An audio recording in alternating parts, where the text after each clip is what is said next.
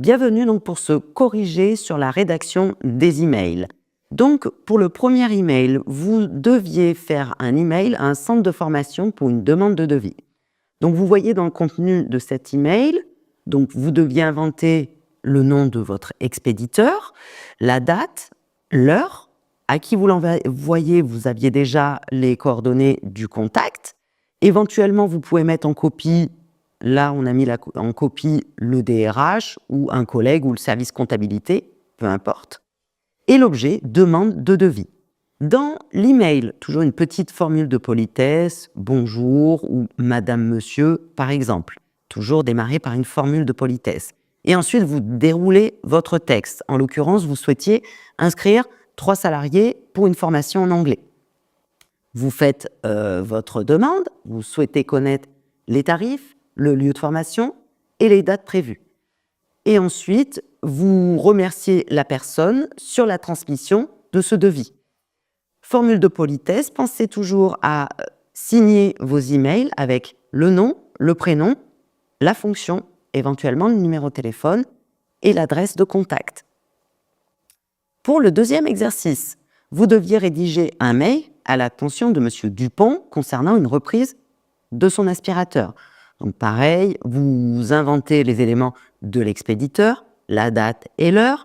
L'adresse mail de M. Dupont, vous l'aviez. L'objet était la reprise de son aspirateur. Formule de politesse pour démarrer. Cher client, monsieur éventuellement, monsieur Dupont. Et vous indiquez la raison de votre email. Donc que vous avez bien reçu son email concernant la reprise de son aspirateur.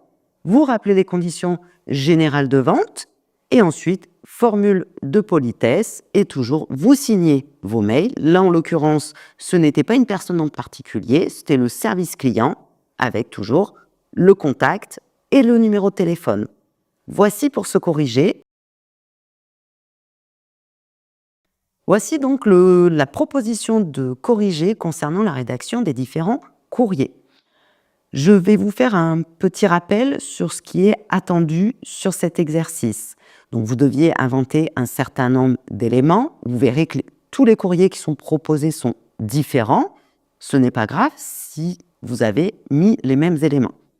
Ce qu'on veut voir dans ces courriers, est-ce que vous avez bien suivi la norme AFNOR? Comment avez-vous placé votre destinataire? Est-ce que vous avez mis tous les éléments? Le nom de la société, son adresse, son numéro de téléphone éventuellement. Comment avez-vous placé votre destinataire avec son nom, son prénom, son adresse complète? Avez-vous bien placé le lieu et la date, qui est important dans les courriers aux normes AFNOR? Je rappelle aussi que vous devez mettre un objet dans vos lettres. Pourquoi pas une référence? Et ensuite, vous déroulez votre courrier avec une formule de politesse, une petite introduction, et vous déroulez tout l'ensemble de votre réponse. Pensez à la fin de votre lettre à mettre toujours une formule de politesse. Et enfin, vous mettez le nom, le prénom et la fonction du signataire qui doit être aligné à votre destinataire. Donc, je ne vais pas vous expliquer le contenu global de tous les corrigés. Je vous invite à mettre en corrélation ce que vous avez produit et les différentes propositions de corrigés. Je vous invite également à garder ces différents modèles de lettres qui pourront vous servir tout au long de votre formation et dans votre avenir professionnel également. Voici donc la proposition de corriger concernant l'exercice sur la partie 2 des courriers. Donc, je ne vais pas vous lire tout le contenu des courriers, bien sûr. Je vous invite à mettre en application ce que vous avez produit et la proposition de corriger. Juste un rappel, encore une fois, sur les normes AFNOR de vos différents courriers.